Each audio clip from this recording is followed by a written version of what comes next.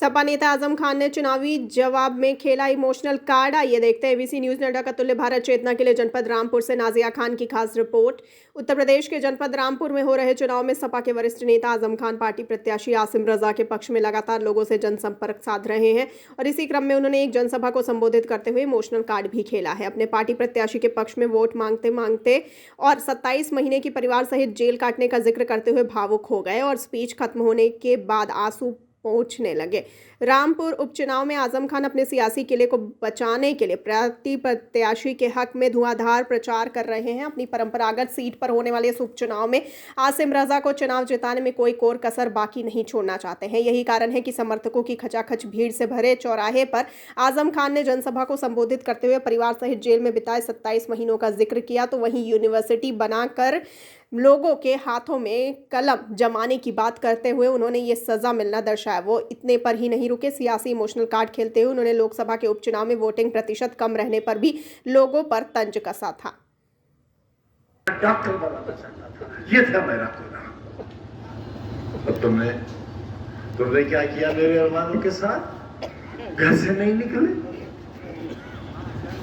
निकले राजा के लिए, क्योंकि एयर कंडीशन की ठंडी हवाएं तुम्हें ज्यादा पसंद थी। नैनीताल की ठंडी फिजाएं, हवाएं और वहां की पहाड़ियां तुम्हें पसंद थी और तुम नैनीताल चले गए उस दिन। शर्म नहीं आई? नहीं शर्म आई? मुझे आई, मुझे आज भी आती है शर्म। वहां जाकर शराबें पीने वाले लोग, ठंडी वादियों में ऐशो इश्रत का वक्त गुजारने वाले लोग रामपुर के मुस्तकबिल के मुहाफिज नहीं हो सकते, ना आज और ना आने वाले कल।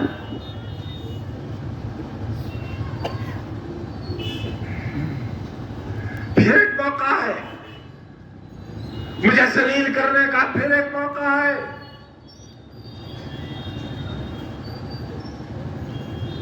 मैं चुनाव जीतता रहा तुम्हारी मोहब्बतों से, लेकिन चुनाव हराने वालों की ताकतें बहुत ज्यादा थी, मगर क्योंकि फजल इलाही हमारे साथ था लिहाजा फतह हमारे नाम लिखी जाती थी और दुश्मन जलीलो ख्वार हुआ करता।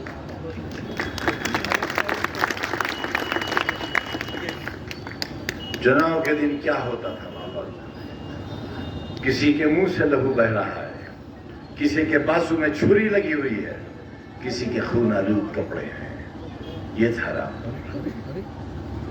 और हर बार एक माहौल भाई गिरा लिया, इस बार शैतान को गिरा लिया, मूसी को गिरा लिया, सालिम को गिरा लिया, फिरौन को। ये लक़ब दिए जाते थे मुझे। ओ भाई, मैं तुम्हारी बस्ती का फिरौन था। क्या? अरे नीचे आ गया। लेकिन तुम्हारे ही बुजुर्गों ने, टेक्सटाइल के मजदूरों ने, रिक्शा चलाने वालों ने और बीड़ी के मजदूरों ने मेरे आंसुओं को अपनी हथेलियों में लेकर अपने होठों से चूस लिया था।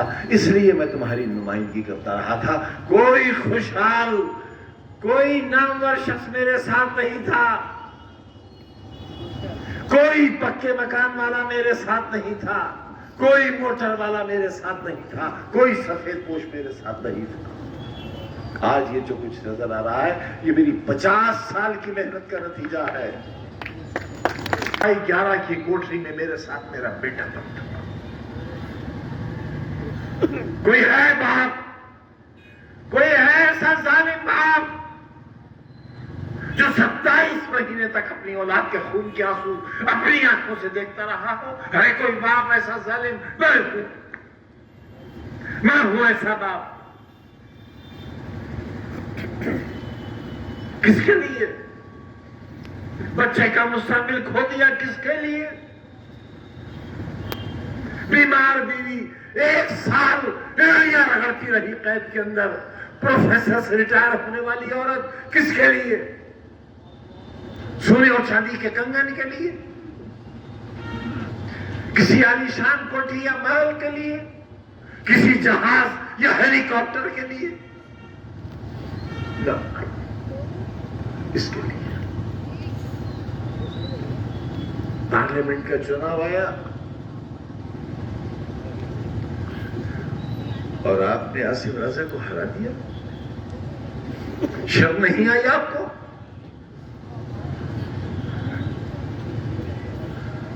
घर से नहीं निकले आप क्योंकि एसी लगा है आपके घर में, कूलर है आपके घर में, बिजली आ रही थी 24 घंटे। ये इंतजाम किसने किया था? पानी की एक एक बूंद को तरसने वाला रामपुर 200 बरस पानी कम नहीं होगा। ये इंतजाम पर फसले टाला किसने किया था? यही सड़क है, तुम चल सकते थे इस पर। ये तैयारियां तुम्हारे कल की किसने की थी? तारामंडल, गांधी समाधि, शानदार सड़कें। पार्लियामेंट की शक्ल की नगर पालिका क्यों बनाई थी? इसलिए कि तुम्हारी जिंदगियों में खुशनुमाई नहीं थी, खुशियां नहीं थी, सजावट नहीं थी। तुम एक अंधेरे का शिकार थे। तुम एक ऐसी रियासत में रहते थे जिसका मालिक तुम्हें गधे का बच्चा कहता था।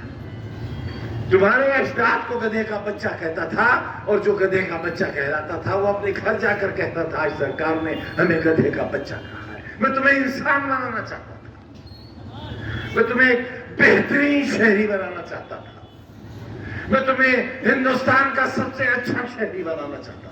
मैं तुम्हारे बच्चों को कलेक्टर और एसपी की कुर्सी पर बैठाना चाहता था। कुछ मत सोचना मेरे बारे में बहनों, कुछ मत सोचना। मैं तो इंतजार इस बात का कर रहा हूं किस दिन मुझे देश निकाला मिलेगा,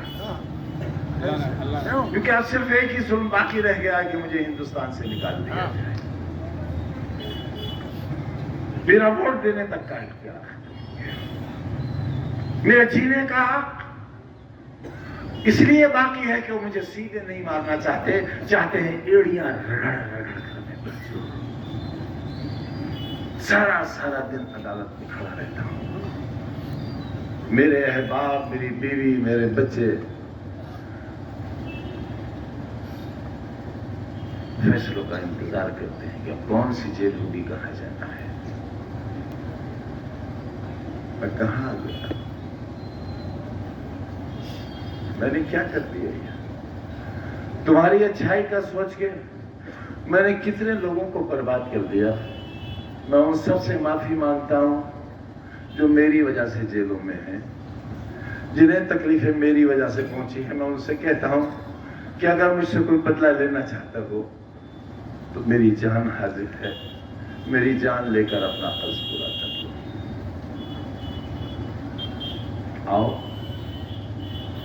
आओ मारो मुझे, पथराव करो मेरे ऊपर, कोई तमंचा निकालो। इसी किले के मैदान में मेरे सीने पर 7-7, 8-8 तमंचे रखकर गोली चलाई गई थी। मैं तो तब भी नहीं मरा था, लेकिन मैंने किसी से इंतकाम नहीं लिया था। खुदा की कसम, मैंने हर गुनहगार, हर जालिम को माफ कर दिया था। आखिर मुझे किस बात की सजा मिली है? किस गुनाह की सजा मिली है? तुमसे मोहब्बत की सजा, तुम्हारी चाहत की सजा, तुम्हें अपना कहने की सजा, तुम्हारे लिए भूखे रहने की सजा, तुम्हारे लिए कभी ना हंसने की सजा, तुम्हारे लिए अंधेरों में रहकर तुम्हारे लिए दुआएं मांगने की सजा।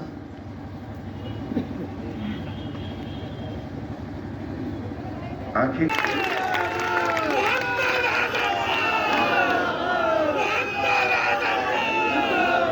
देखा है कभी? आप तो पूरी दुनिया में घूमते हो,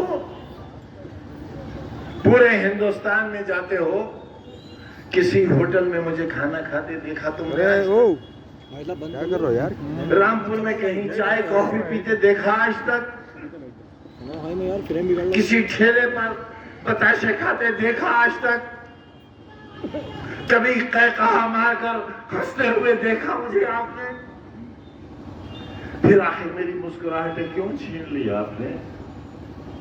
मेरी सांसें क्यों छीन ली आपने? 27 महीने की तन्हा कोठरी की कैद क्यों दी आपने हमको? क्या गलती थी हमारी? क्या खता थी हमारी? गुनाह बताओ हमारा। क्यों हुआ जमाना दुश्मन? सरकार क्यों दुश्मन हुई मेरी? मेरी जान की दुश्मन क्यों हुई? मुझे क्यों जेल में जहर दिया गया? बताओ मुझे क्यों जहर दिया गया?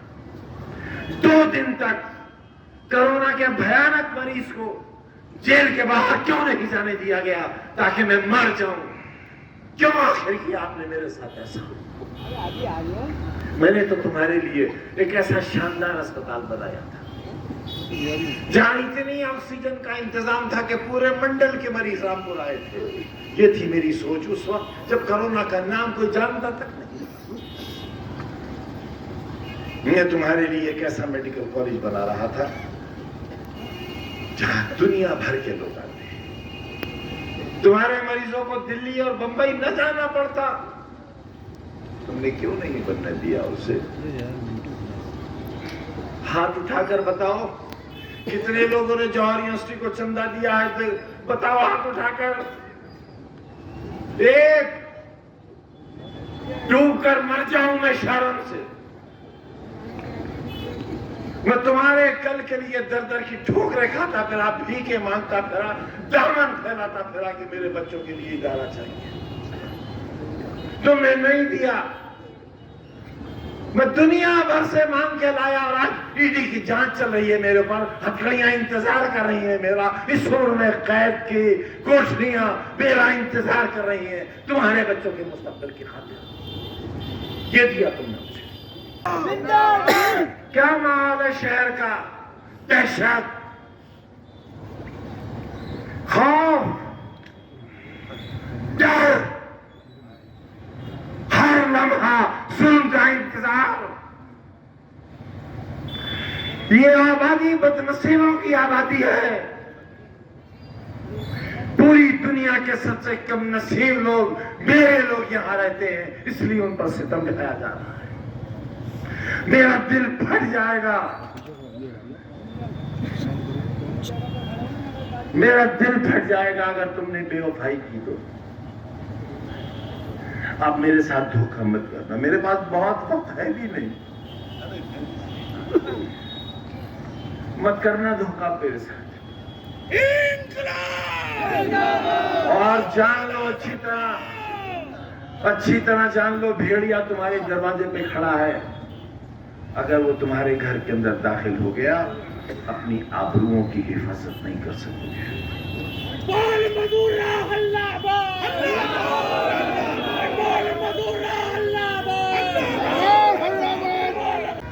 घर से नहीं निकले आप। 32% वोट दिया आपने और 40% देते थे तो आसिम राजा आज 60,000 70,000 वोट से जीता हुआ मेंबर पार्लियामेंट होता और मेरी वकालत कर रहा होता पार्लियामेंट में। आपने हरा दिया उसे। शाबाश, मुबारक आपको, मुबारक गयूर रामपुर वालों आपको। एसी की ठंडक मुबारक, कूलर की ठंडक मुबारक, टाइल्स लगे हुए घर मुबारक, पत्थर के फर्श मुबारक। फिसल के गिर जाते अगर वोट डालने चले जाते। पुलिस ने डंडा मारा था ना जमीन पर, इसलिए भाग खड़े हुए थे।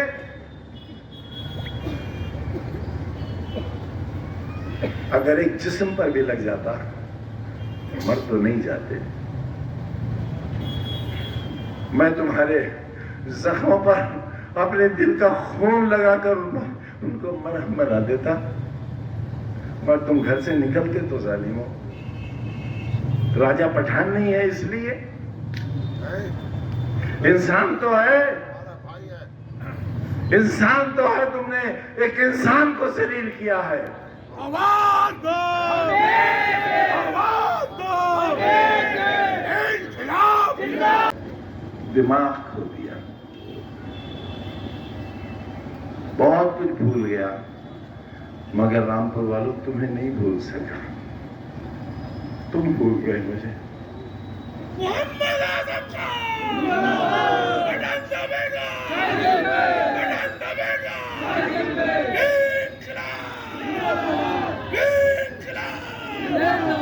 बटन दबेगा।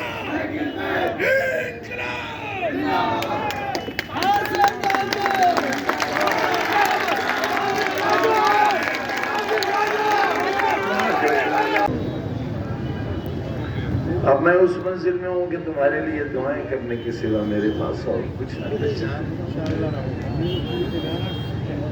आपकी खैर और आफियत की दुआ करता हूँ और खुमार बाराबंकी के दो शेर सुनाकर आपसे रुखसत देता हूँ। मुझको शिकस्त दिल का मजा याद आ गया, दिल टूटने का। मुझको शिकस्त दिल का मजा याद आ गया, तो तुम क्यों उदास हो गए, क्या याद आ गया? मुझको शिकस्त दिल का मजा याद आ गया और तुम क्यों उदास हो गए, क्या याद आ गया? कहने को जिंदगी थी बहुत मुख्तसर, मगर कुछ यूं बसर हुई कि खुदा याद आ गया।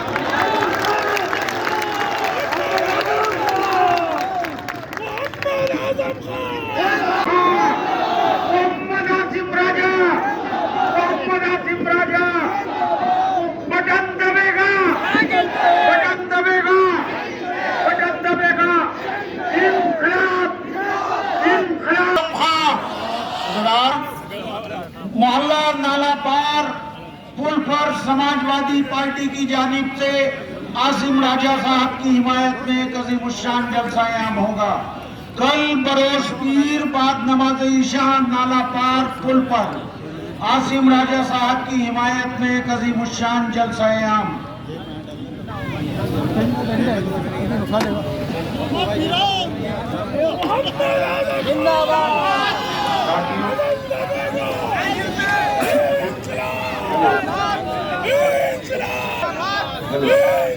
डॉक्टर शहजाद साहब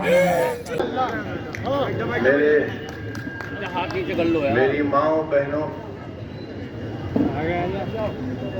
एक ऐसी दुआ मांग लो